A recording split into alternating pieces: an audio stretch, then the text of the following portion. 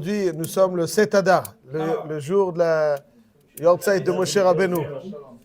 La naissance de Yortzeit de Moshe Rabbeinu. Alors, on va essayer de voir, de tirer un petit enseignement.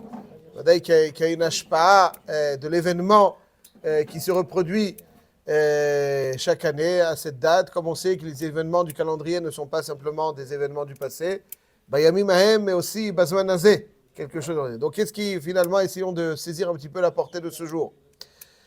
Et il y a un passouk à la fin de Parashat Ha'azinu qui décrit la ptira de Moshe Rabbeinu. Vaïdaber Adonai el Moshe be'etzem hayom hazeh lemor. Be'etzem hayom hazeh lemor. Allez el har havarim hazeh, har nevo, asher be'etzman. Hachem demande à Moshe Rabbeinu, donc be'etzem hayom hazeh, je souligne, en plein milieu de la journée, monte sur le mont Nevo, qui se trouve dans le pays de Moab. Eretz Kenan. Observe Eretz Kenan, asher ani noten livnei Israël la'achuza. Umut bahar asher ata ole shamma ve'asef el amecha. Alors c'est un texte qui mérite, comme tous les textes de la Torah, mais là juste deux petites remarques évidentes qui apparaissent à la première lecture. Il y a ici donc déjà Be'etzem hayom hazeh au milieu de la journée. Pourquoi est-ce que c'est nécessaire de préciser? Et en plus il y a Umut bahar, il y a une injonction. Umut bahar.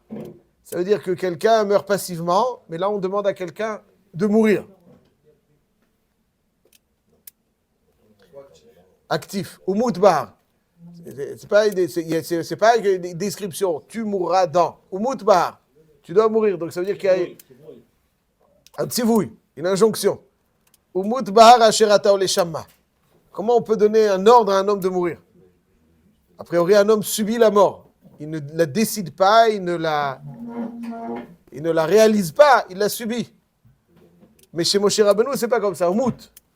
Alors j'aimerais d'abord voir, juste avec votre permission, juste expliquer quelques minutes, Be'etzem hayom hazeh. C'est quoi Be'etzem hayom hazeh? Rashi Akadosh nous dit, pourquoi c'est marqué Be'etzem hayom hazeh? Il nous dit Rashi, Beshlosha mekomot ne'emar Be'etzem hayom hazeh. 3 endroits dans la Torah, il y a marqué Be'etzem hayom hazeh.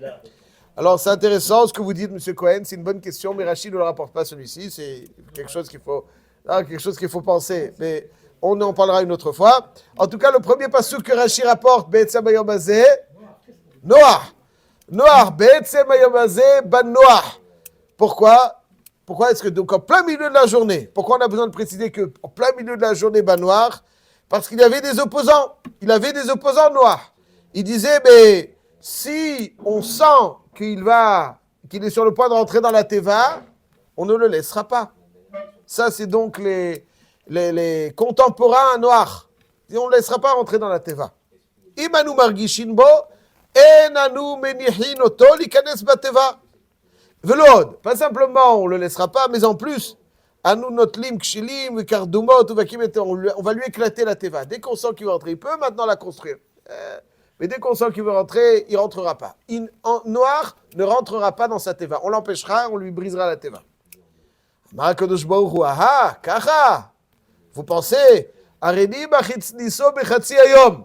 Même pour celui qui fait la grâce matinée, il le verra. Bechatzi hayom.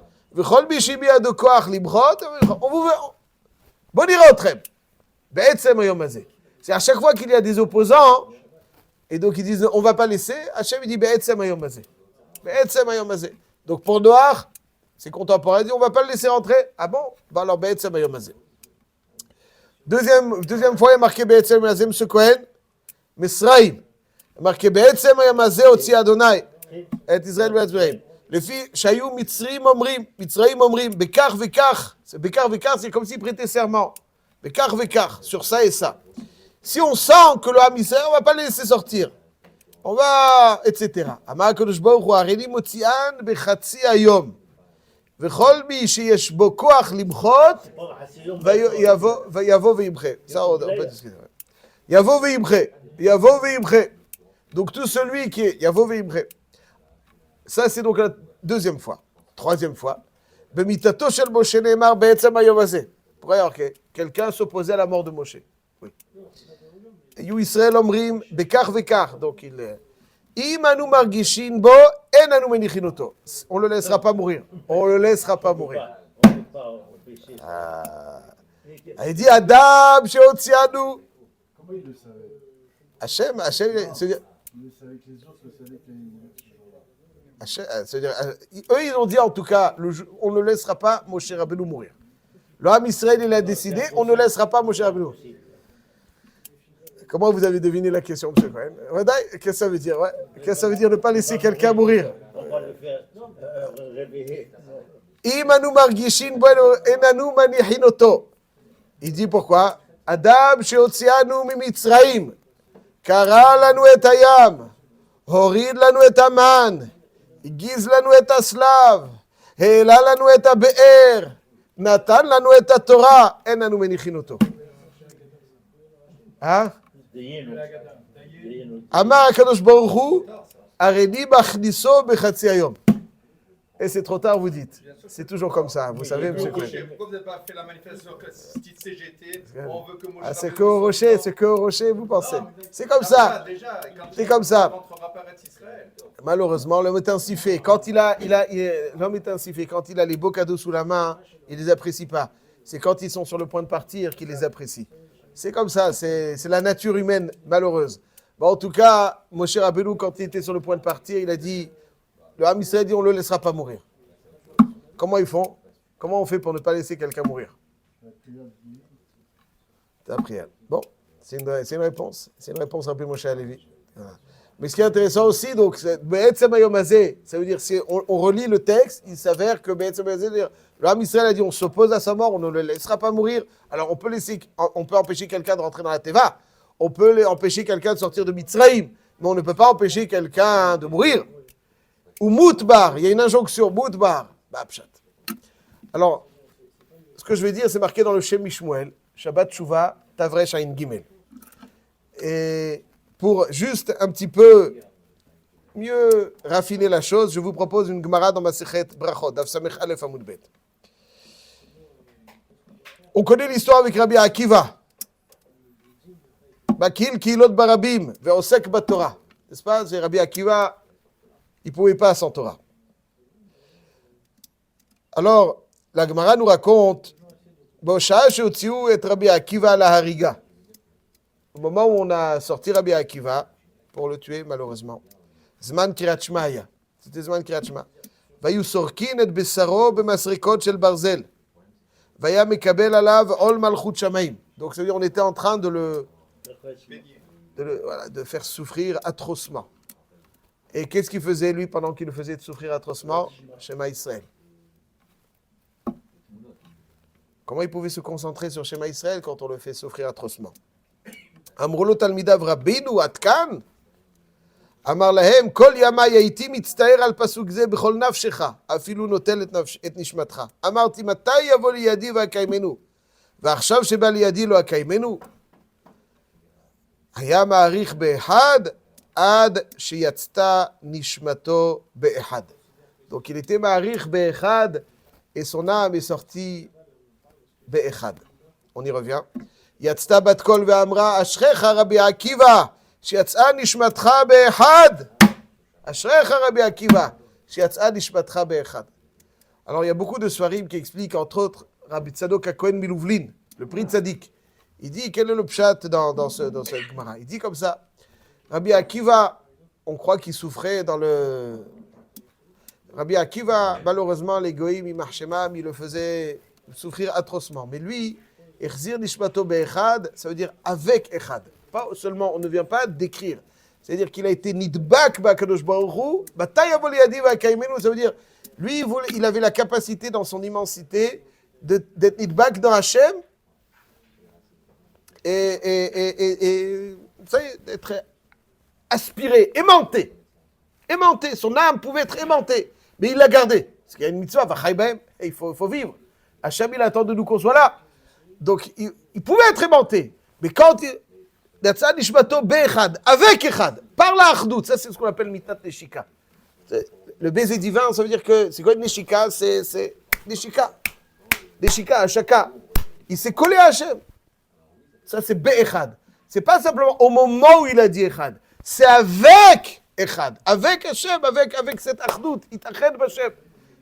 Le Baal HaTanya, il parle de ça dans le Sefer HaTanya. Il dit, quand quelqu'un dit Hachem Echad, Hachem il est Echad. Ça veut dire Echad, ça veut dire qu'il est Echad. C'est ça, Echad. Echad, ça veut pas dire il n'y a pas d'autres dieux. Echad, ça veut dire il n'y a que lui qui existe vraiment. Tout le reste, c'est l'expression de sa volonté. On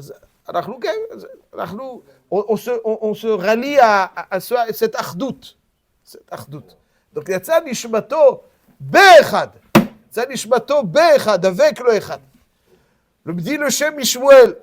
Moshe Rabbeinu aussi, la façon dont il devait. C'est quand Hachem lui dit Mout, c'est une injonction. Parce que ça veut dire qu'il devait être Nidbak d'Akadosh Baruch Hu et mourir de cette façon. Il décide de mourir. Oui. Il décide de mourir parce qu'il y a une injonction divine de le faire. Lonas Lecho.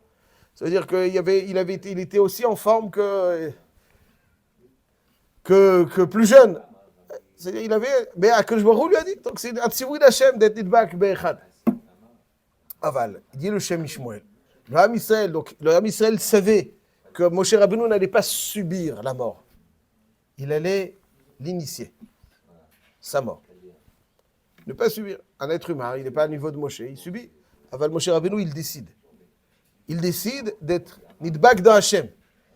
Il dit le Shem Ishmuel, le Ham Israël a décidé d'avoir un sentiment tellement grand de Hakarat envers Moshe Rabbeinu. Ils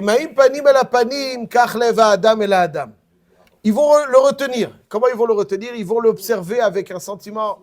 Natan lanu et Torah, Igiz lanu et Slav, Natan lanu et Aman. On ne peut pas. Comment on va faire sans lui? Comment on va faire sans lui? Il l'observait avec un profond sentiment de reconnaissance. Moshe Rabbeinu aussi était rattaché à eux. Donc ils ont suscité un amour très grand à son égard. Et quand on suscite un amour envers quelqu'un, alors il est le reflet de notre amour.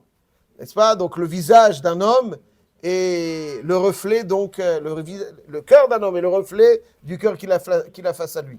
Alors ici aussi, Moshe Rabbeinu, donc c'est de cette façon qu'il voulait s'y prendre pour l'empêcher de mourir.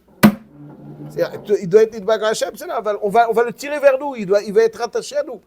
On va rattacher émotionnellement à nous. S'il émotionnellement est rattaché à nous, alors il ne pourra pas être rattaché complètement vers le haut, parce qu'il faut qu'il se déconnecte. Alors, Be'etzem Hayom Hazeh. Be'etzem Hayom Hazeh, c'est quoi? Quand est-ce que Moshe Rabbeinu il est niftar? Le 7 Adar. À quel moment de la journée? Quel jour c'était? Quel jour c'était de la semaine? Shabbat, Mincha. Comme David. Chazak ou Baruch. C'est le Mincha, Tzidkatra, c'est Tziduk Adin, c'est sur la mitad de Moshe Rabbeinu. Tzidkatra, c'est sur Moshe Rabbeinu. Moshe Rabbeinu, il niftar, c'est Ouda Shlishit. C'est pour ça qu'il y a marqué dans les poskim que c'est Shabbat. C'est pour ça qu'il y a, après Mincha, il n'y a pas de Mevatlin Bate Midrashot, c'est-à-dire qu'il n'y a pas de shiurim après Mincha en particulier. Bon, aujourd'hui, on fait Seuda Shlishit. En tout cas, Moshe Rabbeinu est niftar. Il y a des divres Torah Seuda Shlishit. On est niftar pendant Ra'ava de Ra'avin. Seuda Shlishit est appelé dans le Zohar HaKadosh Ra'ava de Ra'avin. C'est quoi Ra'ava de Ra'avin? Yedid Nefesh. Pourquoi on chante Yedid Nefesh à Varachaman? Vous connaissez Yedid Nefesh? Non. Ça, c'est Mismor les David 3 fois, M. Cohen. Yedid Nefesh, c'est quoi Yedid Nefesh?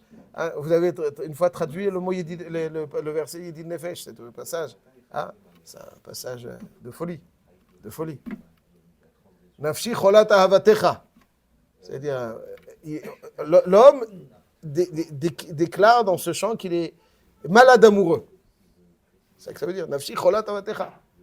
Et il demande à Hachem de guérir son âme qui est malade d'amour. Ana elna refanala. Comment est-ce que, c'est-à-dire, l'homme, il dit dans ce Yedid Nefesh, je suis malade parce que je suis trop amoureux. Alors, comment? Guéris-moi.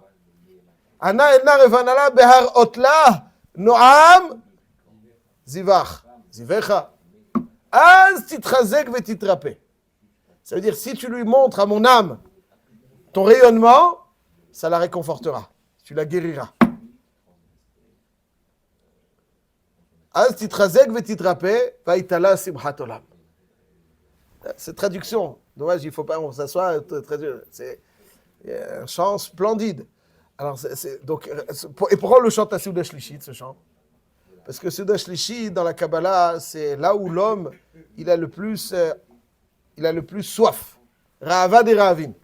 C'est le Retzon à Retzonot, le moment où il a ce Ratzon, par excellence. Ça, c'est Rahava de Rahavin. Rahava de Rahavin. Et donc, Moshe Rabbeinu, il niftar à ce moment-là, parce qu'il niftar mitan neshika. C'est Ata Echad, Veshibcha Echad, Ubikabcha Israël, Goy Echad Baaretz. C'est la tefila de Mincha, la Achdut d'Hashem.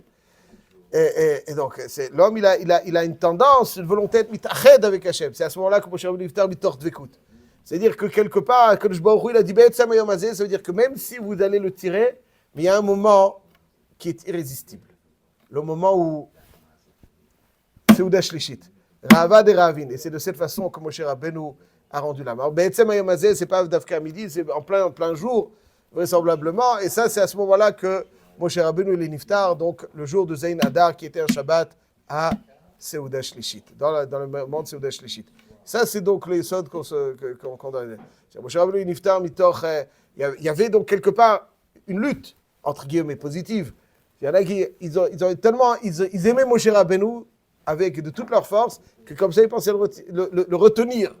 Mais finalement, il y a des moments où malgré tout l'amour qu'il pouvait lui offrir, il y a des moments où il était, parce qu'il avait une sensibilité très, très, très aiguë, des moments forts, et celui à la sensibilité, donc des moments forts, le moment de Seuda Shlishit fait partie de ces moments-là, et c'est là-dessus donc que Moshe Rabbeinu a rendu l'âme, mitor mitat neshika, mitor dvekut b'Hashem, b'Hashem echad.